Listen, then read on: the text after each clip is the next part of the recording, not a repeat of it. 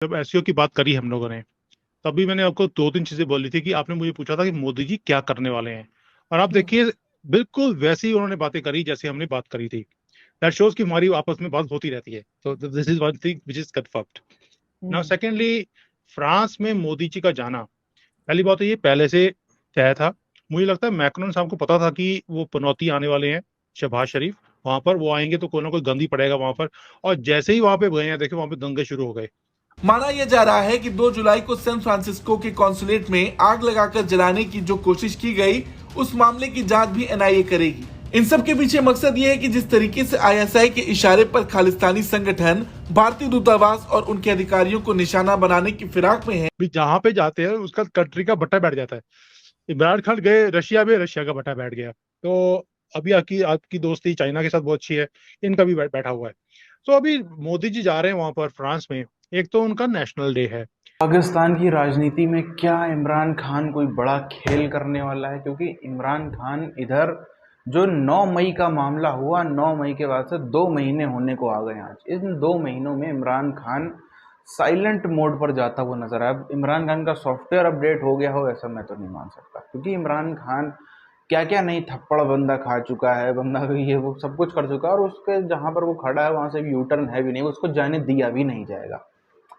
Are या पार की लड़ाई है, और उस आर पार की लड़ाई के लिए मुझे लगता है वो पूरी अपनी एक बार ताकत इकट्ठा करके एक महावार करना चाहता है फौज पे। अब वो महावार का मतलब जरूरी नहीं कि वो युद्ध की स्थिति में वो सीधे उसके लोग निकल पड़े बंदूक कट्टा बंदूक लेके, वो किसी और तरीके से लेकिन कुछ तो करने वाला है बंदा बहुत बड़ा। वो यहाँ पर गेज करना मुश्किल है, लेकिन इतना अंदाजा लगाया जा सकता है कि जैसा वो समय ले रहा है ना, कुछ इमरान खान के दिमाग में बहुत ही बड़ा चल रहा है। और वो इधर इस महीने, इस साल के अक्टूबर से पहले पहले होना तय है। वो अगले महीने भी हो सकता है, इस महीने भी हो सकता है, अक्टूबर से पहले कोई ना कोई बड़ी गतिविधि पाकिस्तान में, बहुत बड़ी गतिविधि होना तय है। तो ये बहुत बड़े ऑनर की बात होती है जब कोई बड़ा कंट्री आपको बुलाता है और आपके नेशनल डे के ऊपर आपको ऑनर किया जाता है as a chief guest. It's not a small thing. तो एक तो वो ऑनर की बात है और मोदी जी की एक रिस्पेक्ट है पूरे वर्ल्ड में। हम देखते भी हैं हर रोज कि जिस भी कंट्री में जाते हैं वहां पर उन्हें एक एक फ्रेंडली माहौल होता है। उनके आमने सामने लगता ही नहीं है कि दो बड़े लीडर्स मिल रहे हैं, लुक्स लाइक फ्रेंड्स मिल रहे हैं। विदेशों में बैठे खालिस्तानियों पर चुन चुन कर कार्रवाई हो। हाल ही में यूके, यूएसए और कनाडा के दूतावास में हुए हमले के मामले में एनआईए ने प्रो खालिस्तानी और खालिस्तानी आतंकियों की पूरी लिस्ट तैयार की है। जर्मनी के साथ, जर्मनी और फ्रांस मिलकर कम्पीट करने की कोशिश कर रहे हैं अमेरिका के साथ कि किसी तरीके से हमारे साथ डील्स की जाए बिजनेसेस की भी। यहाँ पे हम लोग बात कर रहे हैं कि टेक्नोलॉजी ट्रांसफर्स की, तो अब टेक्नोलॉजी ट्रांसफर्स की बात हो रही है और मोदी जी अगर जा रहे हैं तो खाली हाथ ये आने वाले नहीं है। इतना तो आपको पता लगेगा गुजराती भाई का, ये जाएंगे तो कुछ ना कुछ लेकर ही आएंगे और बड़ा लेकर आएंगे। छोटी मोटी चीज के लिए जाते भी नहीं है ये। सो ये डील्स होती हैं, ये पहले से तय हुई होती हैं। ऑलरेडी हमारे फॉरेन मिनिस्टर के जो है, इंडस्ट्री के मिनिस्टर्स हैं, वो ऑलरेडी बहुत मीटिंग्स कर चुके हैं। 45 से ज्यादा लोगों की तस्वीरें जारी कर उनके बारे में विस्तृत जानकारी हासिल की। यही नहीं, एनआईए की टीम ने ब्रिटेन में जाकर दूतावास का ग्राउंड इन्वेस्टिगेशन भी किया। सूत्रों के मुताबिक एनआईए की 5 सदस्यीय टीम जल्द ही 17 जुलाई के बाद अमेरिका के सैन फ्रांसिस्को जाएगी। And you will find that something big is going to be signed again when he is going to France. So it's a very important trip for us, क्योंकि इससे क्या होगा कि जो पूरा वेस्टर्न वर्ल्ड है वो हमारे साथ अलाइंड हो रहा है अभी। And that is good because एक तो जो चाइना से डीकपलिंग है पूरे वर्ल्ड की, वो हमें फायदा दे रही है बिकॉज हमारे रिलेशन ऑलरेडी मोदी जी बना चुके हैं। चाइना से ऑलरेडी सारी दुनिया तंग है, वो सारी स्पेस हम लेते जा रहे हैं आहिस्ता आहिस्ता करके। And this is what Modi ji is going to do there. ये सारे वही नाम हैं जो भारत के खिलाफ विदेशों में एंटी इंडिया कैंपेन चलाते हैं। हाल ही में एनआईए ने लंदन में भारतीय दूतावास पर हुए हमले के मामले में भी केस दर्ज किया था। देखिए जो जो कैबिनेट के मिनिस्टर हैं, जो टॉप जिसको हम बोलते हैं, जो हमें रिप्रेजेंट करते हैं पूरे वर्ल्ड में, वहां पर इनकी जो पकड़ है बहुत अच्छी है, ये आप भी मानेंगी। And we all see that also कि उसका रिजल्ट क्या है। लेकिन कहीं ना कहीं जो कई स्टेट्स हैं जहां पर ये थोड़ा सा वीक हो रहे हैं बिकॉज ऑफ लोकल, एक मैन्यूवरिंग होती है पूरे प्रोसेस की, वहां पर वीकनेसेस हैं। बट दे आर अब इनको पता लग गया कि हमने कैसे इसको सीधा करना है। यह तय किया गया है कि इनके खिलाफ कड़ी कार्रवाई होगी। एनआईए ने जो लिस्ट तैयार की है उसमें गुरपतवंत सिंह पन्नू का नाम सबसे ऊपर है।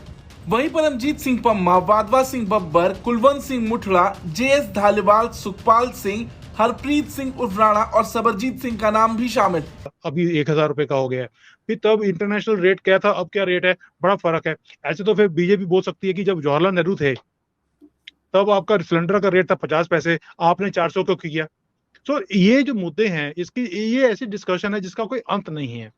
सो बट बिकॉज पब्लिक है, आप और मैं तो वोट करने जाते नहीं है, we hardly go to vote. जिसने वोट करने जाना है उसको ये छोटी चीजों में फंसाकर ये अपनी वोट बैंक को टच करने का तरीका है। इस लिस्ट में और भी नाम है, जैसे कुलवंत सिंह उर्फ कांता, हरजप सिंह उर्फ जप्पी सिंह, रणजीत सिंह नीता, गुरमीत सिंह, गुरप्रीत सिंह, जसप्रीत सिंह, गुरजत सिंह ढिल्लन, लखबीर सिंह रोड़े, अमरदीप सिंह पूरेवाल, जतिंदर सिंह ग्रेवाल, दुपिंदर जीत और S हिम्मत के नाम भी शामिल हैं। उसके वो मुद्दे होते थे, पॉलिटिकल मुद्दे। अब आज की डेट में सड़कें बन गई हैं, टूटती नहीं है कभी भी। 50 साल की तो गारंटी दे रही है गवर्नमेंट कि टूटेगी नहीं। तरक्की हो रही है, इकॉनमी बढ़ रही है, हर चीज सही है। जो 24 में से 22.5 घंटे मिनिमम तो बिजली आ रही है आज की डेट में, जो पहले की 10-10 घंटे बिजली कब आनी है पता नहीं था किसी को। तो जब वो मुद्दे खत्म हो गए तो आपको कोई ना कोई मुद्दा तो निकालना है इलेक्शन में जाने के लिए। सो अब ये शुरू कर दिया। देखिए जी, हमारे टाइम पर सिलेंडर 400 रुपए का था। वैसे में इन पर लगाम लगाने की भारतीय सुरक्षा एजेंसियों ने पूरी तैयारी कर ली है। हालांकि देखा जाए तो पिछले 1 महीने में ऐसे 5 आतंकियों की संदिग्ध परिस्थितियों में मौत या हत्या हो चुकी है। इसमें 26 से 11 का मास्टरमाइंड हिजबुल आतंकी और खालिस्तानी आतंकी और कनाडा में बैठे SFJ का आतंकी हरदीप निज्जर भी शामिल है। देखिए क्या होता है कि एक तो नेशनल इलेक्शंस हैं, एक लोकल इलेक्शन है, स्टेट के इलेक्शन जिसको आप प्रोविंस बोलते हैं। तो हमारे दोनों जो इलेक्शंस है वो डिफरेंट होते हैं हमेशा। डिफरेंट इन द सेंसेस, लोग लोकल मुद्दों को अलग से देखते हैं, नेशनल मुद्दों को अलग से देखते हैं।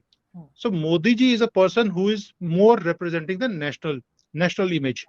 जो लोकल है वहां पे तो मोदी जी बैठे नहीं है, वहां पे तो लोकल जो मिनिस्ट्री है वो बैठी हुई है, अपना चीफ मिनिस्टर है और है। अब उनकी अगर परफॉर्मेंस के साथ लोग खुश नहीं हैं।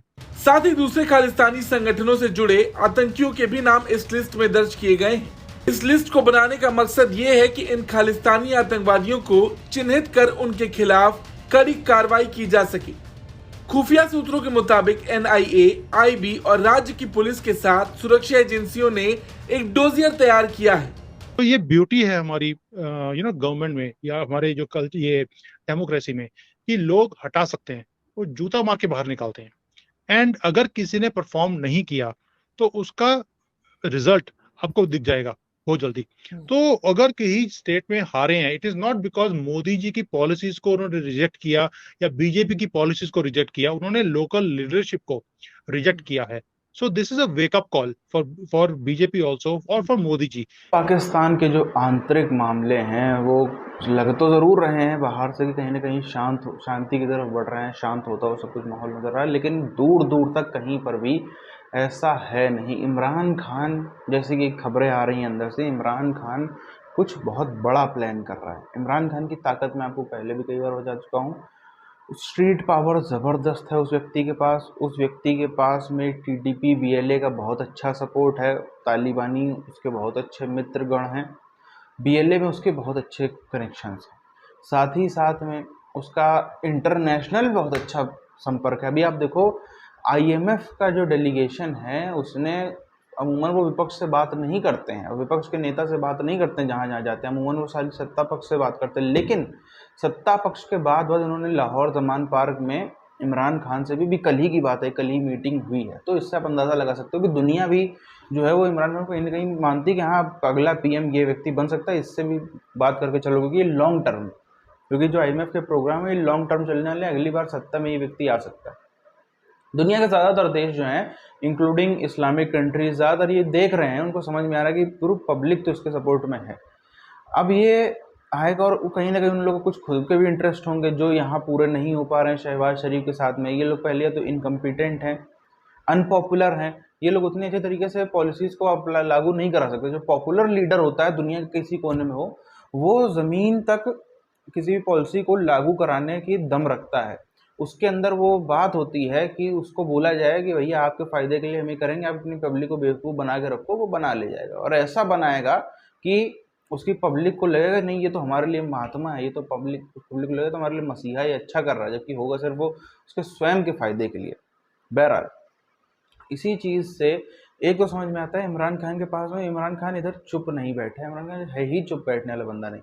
उसका विदेश जाना रोक दिया, उसको जेल में डालना चाह रहे हैं लेकिन डाल नहीं पा रही है फौज, काफ़ी प्रयास कर रहे हैं, लेकिन उसको भी पता है कि अब यहाँ से कोई यू टर्न नहीं, जहाँ पर इमरान खान आ गया है वहाँ से कोई उसके लिए यू टर्न नहीं है कि वो बच के भाग जाए।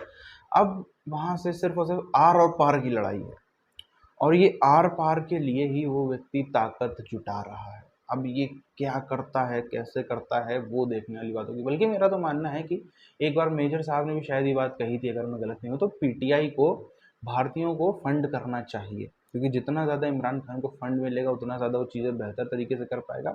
अब इसमें आपकी मर्ज़ी की खाली कहने की बात है, मतलब मैं खाली बता रहा हूँ कि हाँ ऐसा है। अगर वाकई में पाकिस्तान की बर्बादी देखनी है तो पीटीआई को फंड मिलते रहने चाहिए दुनिया भर से, तभी जो है वो बेहतर चीज़ें और हो सकती है, क्योंकि अगर उसके अंदर पैसे की दिक्कत हो गई तो फिर बिना पैसे के तो कोई जंग नहीं लड़ी जाती, तो वहाँ पर प्रॉब्लम हो सकती है।